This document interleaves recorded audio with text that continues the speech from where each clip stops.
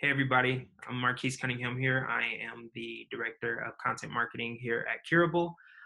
Today we have Deena Jakoub with us. Deena, I don't want to steal, your shine. I did a intro before this, but I'd really love for you to kind of just touch on who you are and kind of take it from there. Yeah, I'm Deena. I live in Nashville, Tennessee. I'm a musician. I'm in a band called Viridia. Hmm. Um, I'm normally a touring artist, but this year has taken a turn For um, everybody. for everyone, and so I've been trying to truly focus on the creative process from the perspective of really focusing on my own like mental health and physical health Mhm. through all this. So yeah, I'm excited to just share that journey. Definitely, definitely. So we had a conversation prior to this Instagram TV, live TV video. And your story, it's really amazing, just kind of taking a look at your resiliency to dealing with chronic pain. And I know we're kind of jumping in here, but this is kind of the format that we're going with. But, what kind of pushes you to keep fighting the good fight when it comes to managing chronic pain or just living with having a chronic pain? Honestly, um, hope. Like I think that hope is stronger than fear, Mhm. and everything that um, I've learned, especially in the last year, about pain and fear and that correlation with that part of your brain. Like I've now have this understanding that like my fear pathways and the pain pathways are the same, and I can unlearn those things, and Right. in they help each other, and that new knowledge has, since I've been able to see physical and emotional changes in my body and in my well-being, and I truly fight because I want to be able to help anyone who's also struggling with chronic pain and chronic illness and anxiety. Definitely. Yeah, for sure. When you kind of take a look at, just being diagnosed with autoimmune stress related pain, can you kind of speak to your journey on how you've worked through these issues, like the ups and downs and any sort of thing that, people will kind of gravitate towards? Yeah, honestly, I was diagnosed with Addison's disease, where I don't have functioning adrenal glands, when I was 16. Hmm. And at the time, I didn't realize that I had a bunch of like compacted traumas around that time, Hmm. and didn't correlate it to that. Everyone was trying to figure out what was physically wrong with me because it was, I had just lost my grandfather who introduced me to the magic of music. And right after that, I started high school for the very first time as a junior when I was homeschooled all the way up until that point. So the social pressure, the scholastic pressure, the body image pressure, like all of it was like unbearable. So all of that at once, I almost immediately got sick as soon as I started school, and gradually got worse. And the doctors just were like, this, they look like symptoms of gallbladder disease. Let's remove your gallbladder. Hmm. And my gallbladder was healthy. But the shock of the surgery sent me into adrenal shock, and I was in like a coma for a few days. And they Oh, realized, wow. oh, you have Addison's disease because we gave you this hormone and it helped. Hmm. So from then on, I've been on hormones, so um, to replace that, and I have to take more under stressful situations, etc. But at that time, like I said, I had no idea that it was like these traumas and emotional stressors that I just really wasn't equipped as a teenager to like handle. And my environment didn't really like cultivate you know, a place of like, you should go to counseling Hmm. after diagnosed with a chronic illness. You should, Hmm. talk to someone about this. So mental health wasn't even on my radar at that time. I was just happy to be able to like eat again and like go about my life. Right. Um, it wasn't until these last 4 years that I really started to understand like the mind body connection. And I had answers for the first time on like why I developed chronic illness and then why I developed chronic pain. later on. So like in these last 4 years, you know, my even like my first extended tour with a band, like I know there's no like TMI in a situation like this, but like our first tour, like my menstrual cycle stopped and never came back. Another Hmm. hormone autoimmune issue. And like there was nothing to like explain that, and it wasn't necessarily the pressure of the industry, but I think it was the pressure and expectation I put on myself Hmm. and all stress. And then simultaneously my dad got sick, he passed away. My uncle, who has a brain injury, like tried to commit suicide by cop, and I had to like Wow. testify and witness him being sentenced to 16 years in prison instead of allowed that mental health care. Hmm. And that's another reason I'm super passionate about spreading awareness about how important mental health is. And then after that, I helped take care of my grandmother for a year, moved her in here with us before she passed away. And within all of those like last 4 years, like I started experiencing full body hives. I was so scared that I was experiencing like anaphylaxis and I was going to stop Oh breathing. man. So it like perpetuated it. You know, you start like overthinking all your physical symptoms. And I was like, oh, Right. it's Addison. So eventually I was at the point where I just didn't know what was happening. And like mentally, I was confused a lot. And then I just started having like tremors and like body temperature issues, and like couldn't eat, couldn't sleep, insomnia for like 3 days. And Mm. there was one friend that understood, oh, you're having a panic attack. And she literally came over, picked me up off the floor, put an ice pack on my eyes, and told me to tell her 3 things that I could hear, smell, or see. And Mm. my symptoms immediately started subsiding, and I was like mind blown because I never experienced what the mind body connection was. That was my first Right. experience with it.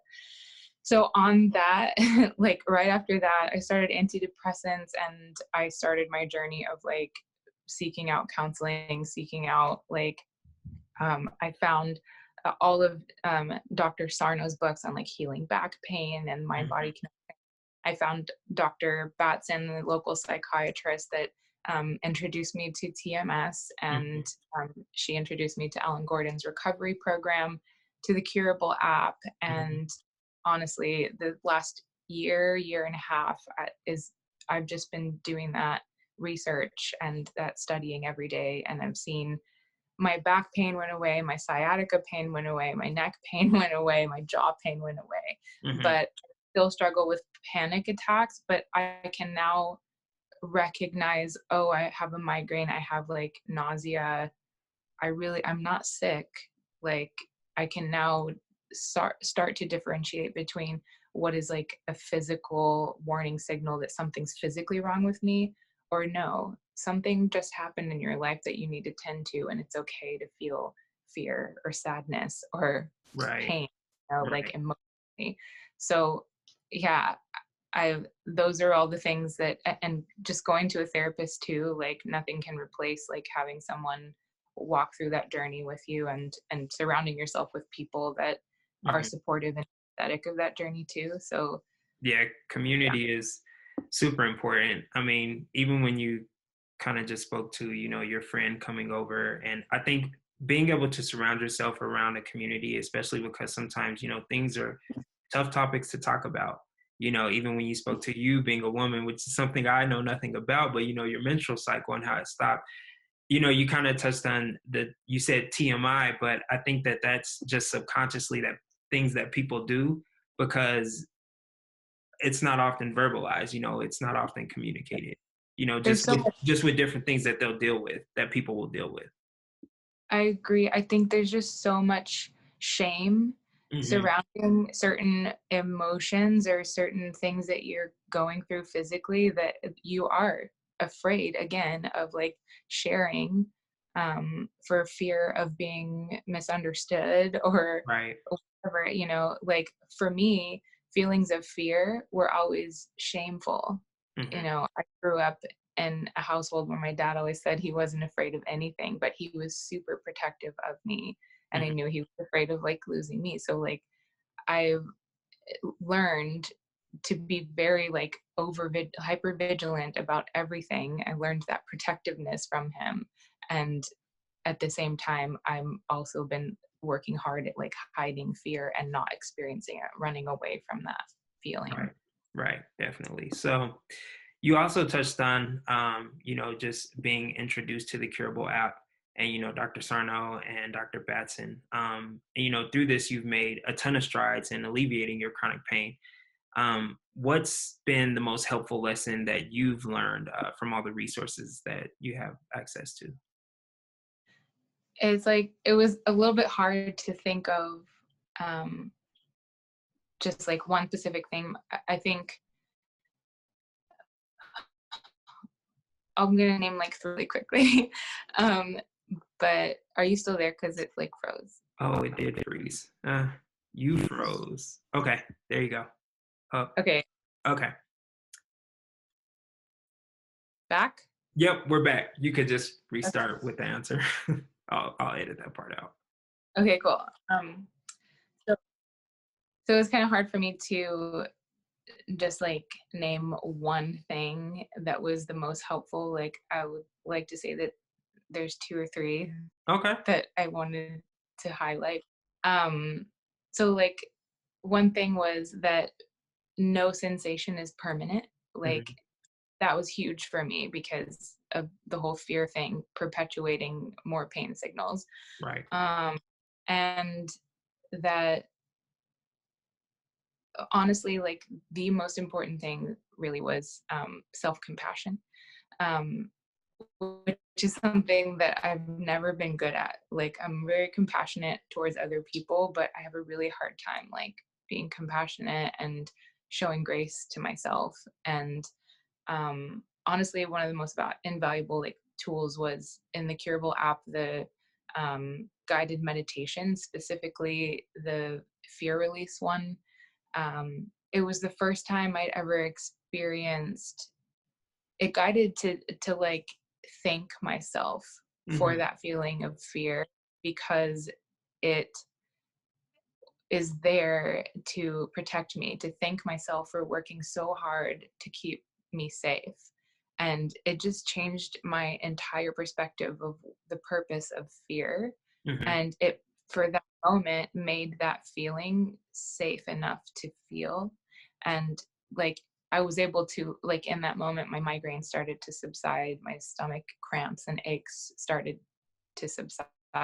And I just bawled because I was like, wow, I just have never been so compassionate towards myself. And like, I need to learn how to like, show myself grace through all of these like traumas and changes and not be ashamed of experiencing or afraid of experiencing these emotions. Definitely. Oh, those are good. I like those.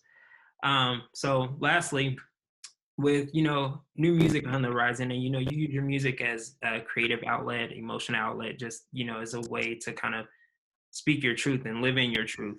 But telling your story has become part of your creative process, and it's a huge opportunity to be transparent with your fans. Can you speak to some of the upcoming projects as far as what people can expect from you? Yeah, really, I I've been so grateful and blessed to have like fans that have like supported us. Like we have a really incredible like Patreon supporters that are funding our ability to actually create and produce music during this time that we can't tour. Awesome. Um, so we will be rolling out new music throughout the year. And I really am honestly writing from that place of, in isolation, learning how to have grace for myself and others at a time where we're all experiencing trauma. Hmm. Um, and really just talking about like the journey of dealing with chronic pain, with loss and grief, um, and the journey and importance and significance of mental health. So yeah. Definitely. I definitely. expect all of that. Yeah, for sure. No, we're all looking forward to it. So yeah, where can people find you, your socials and all that, if you kind of want to drop those for us? Yeah, all of our socials are listed on viridiamusic.com. It's pretty much at Viridia on everything else, but there's links on our website. Cool. Um, yeah. Cool. And if there's a time for me to just like drop a quick like thank you, Yeah.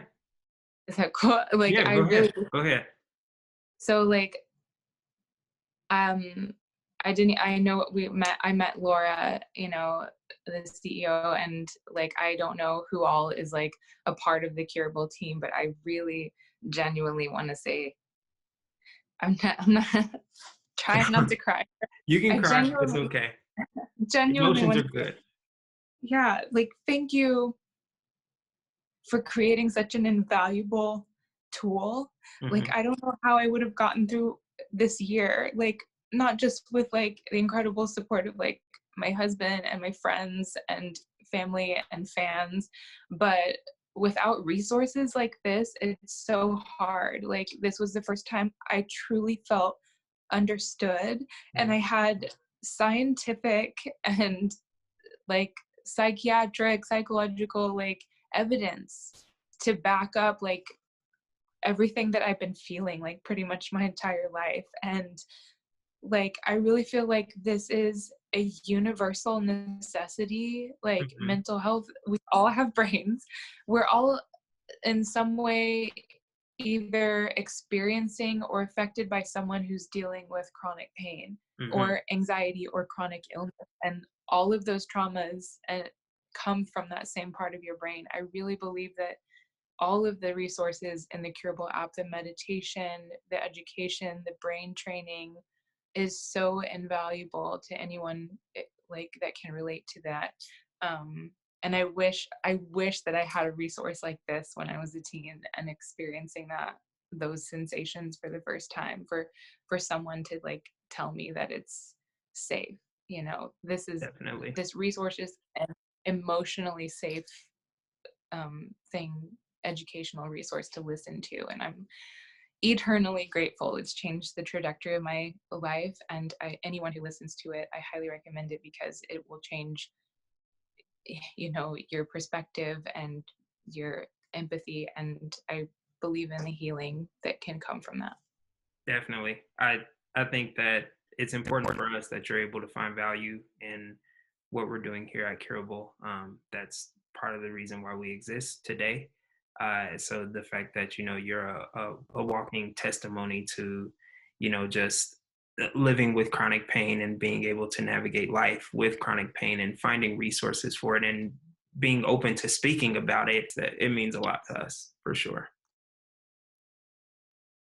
If it can help anyone else, I will always support you guys. We appreciate it. So yeah, other than that, Deena, thank you so much for your time. Um, yeah, seriously, thank you so much. Again, I'll make sure that I drop your socials down in the comments so people can connect with you and reach out to you if you're open to that. Yeah, please, thanks. Okay, cool, awesome. Well, thanks everyone for watching. We'll catch you next time.